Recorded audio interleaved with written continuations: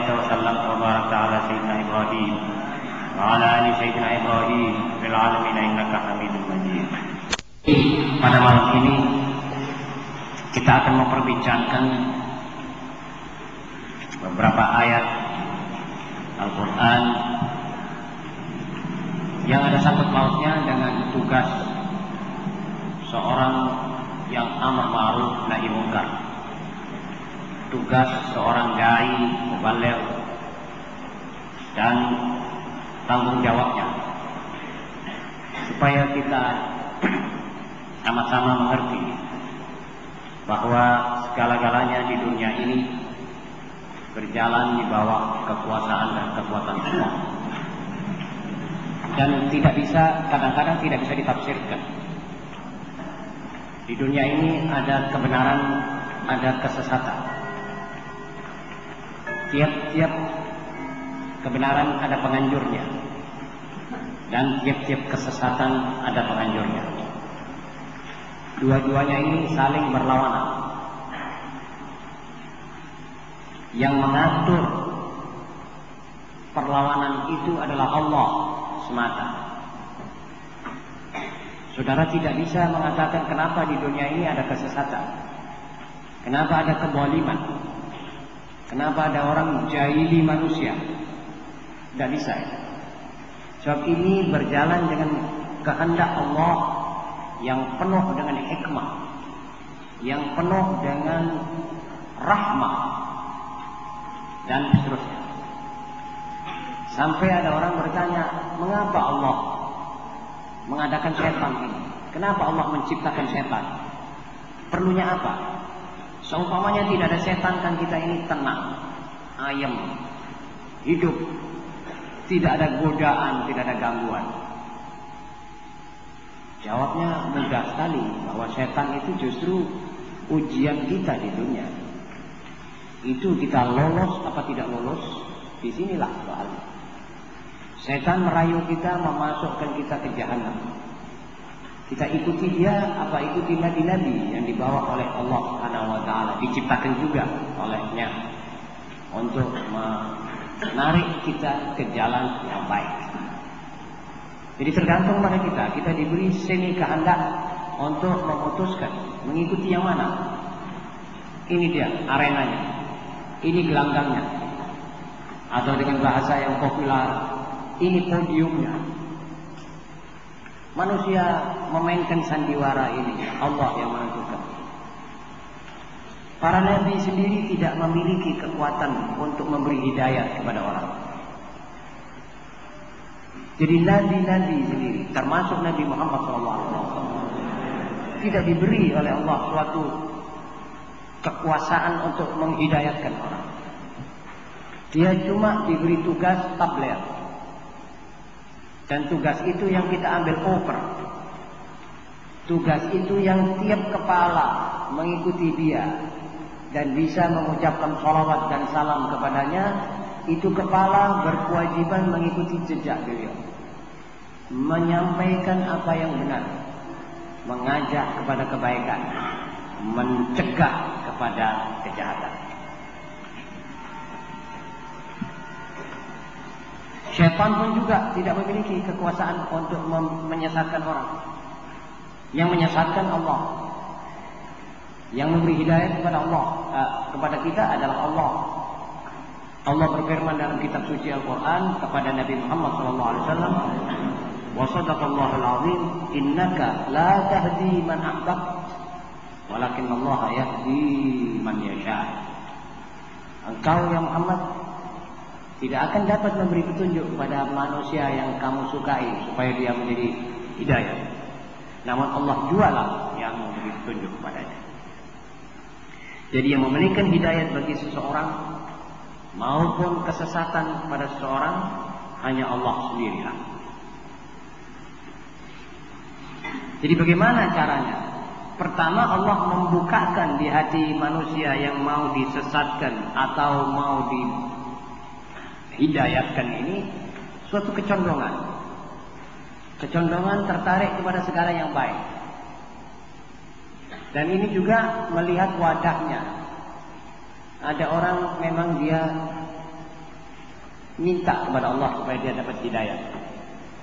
Senang duduk majelis-majelis pengajian, suka membaca Al-Quran, suka mendengar hadis-hadis Nabi, suka mendengar riwayat orang-orang yang saleh dan para aulia dan ulama.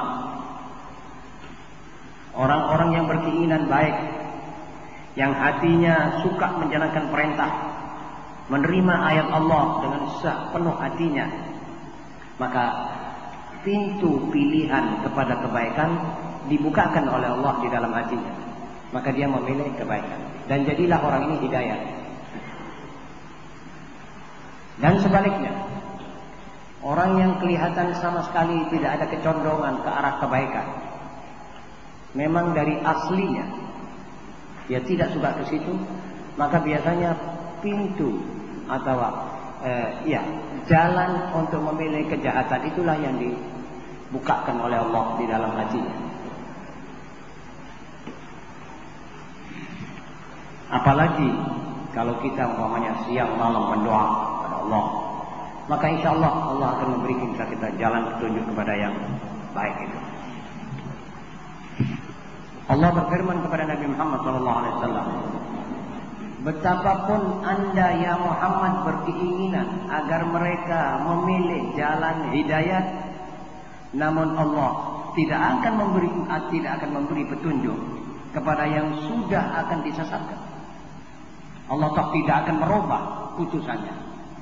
Jadi ini orang kebenaran mau dimaukan oleh Nabi Muhammad atau oleh kita, pewarisnya ini, pewaris agamanya ini.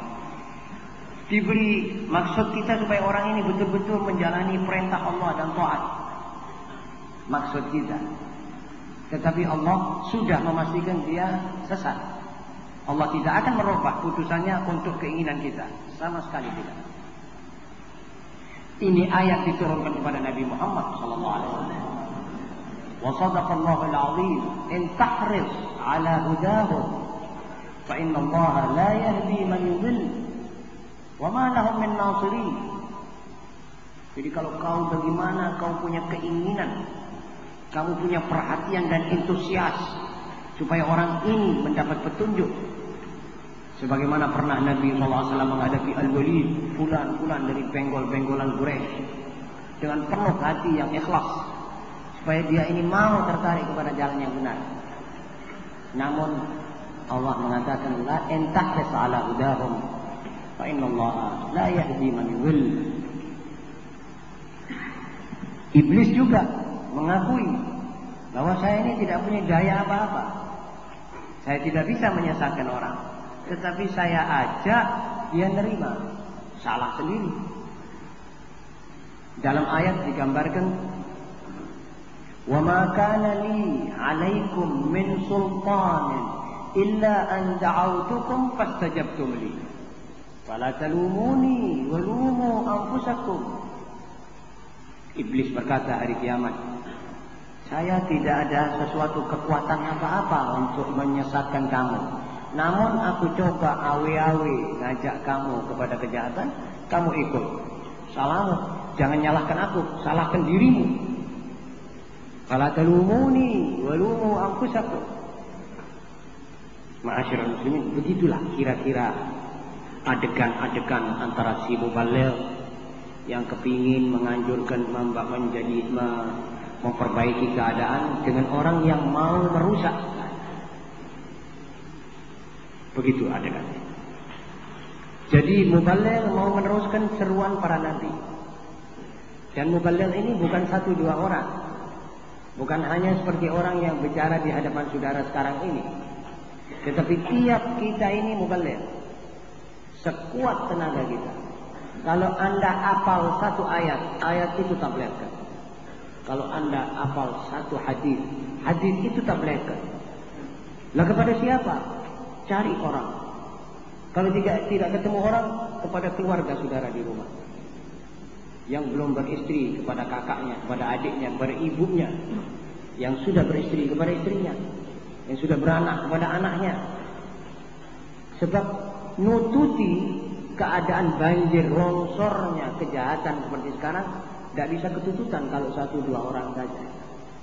Ini mesti masak dan frontal, baru bisa diharapkan ada suasana berubah. Sebab melihat jalannya kejahatan dan arus maksiat, arus lupa kepada Allah, putusnya hubungan antara kabelnya manusia dengan gerdunya Allah, sudah tidak bisa saudara ikut sambung lagi kalau tidak semua secara gotong royong bertanggung jawab. Inilah rahasia mengapa Nabi Muhammad SAW bersabda, kullukum ra' wa kullu ra'in mas'ulun an ra'iyatihi. Tiap orang bertanggung jawab. Jadi tiap orang ini diharuskan oleh Rasulullah SAW menyampaikan satu ayat. Kalau saudara tahu bahwa dusta itu dikutuk oleh Allah, wa la'natullahi 'alal kadhibin. Lalu saudara melihat seorang teman dusta, ini larangannya Allah Ta'ala ini dusta. Wa la'natullahi 'alal kadhibin. Tolong jangan dusta. Rezeki tidak bisa dicari dengan dusta. Meskipun tidak dusta, kalau sudah rezeki datang, itu saudara sudah tabligh. Saudara-saudara, dan atas dasar itu, kalau sudah kita ketahui bahwa ini masalah sudah akan berjalan terus selama ini bumi berjalan dan selama matahari terbit daripada timur, maka masalah ini akan terus berlawanan antara hak dengan batil. Karena itu para muballigh dan setiap kita yang menganjurkan kepada kebaikan tidak boleh memikirkan apakah orang ini akan menerima isi tabligh saya atau menolak.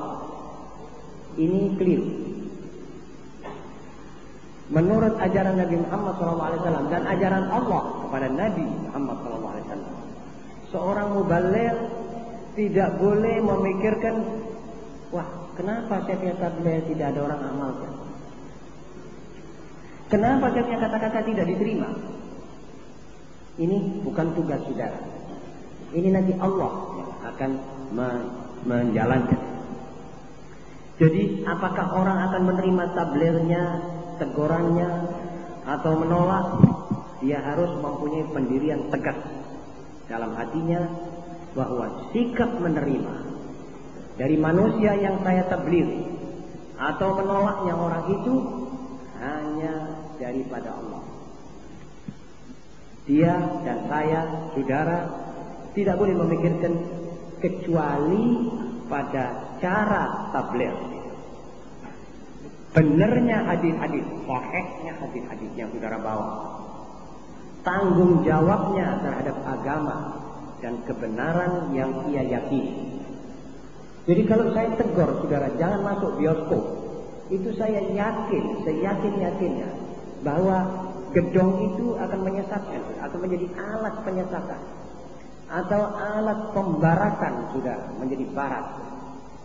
Juga TV. Ini saya yakin. Ini tanggung jawab saya. Masalah saudara tidak mengindahkan, bukan soal saya. Saya pasrahkan kepada Allah. Juga saudara kepada yang saudara tablighkan. Kalau saudara kurang kuat, kita bisa diskusi. Tidak menjadi soal. Tapi kalau saudara tidak mau mengamalkan, saya mesti angkat tangan. La ikrah. Dan begitu seterusnya. Ada orang kemudian ia tidak boleh putus asa. Seorang muballigh tidak boleh putus asa. Bagaimanapun orang menerima atau menolak, yang penting pahalanya muballigh ini sudah tersimpan di sisi Allah. Pokok celengan saudara sudah tersimpan di sisi Allah Subhanahu wa taala. Jadi saudara sudah tidak boleh putus asa lagi. Ada orang muballigh yang mengira bahwa tugasnya tidak akan selesai sebelum orang menjalankan atau mengamalkan yang ia anjurkan. Ini keliru. Itu adalah satu kekeliruan yang bisa menjurus kepada berhenti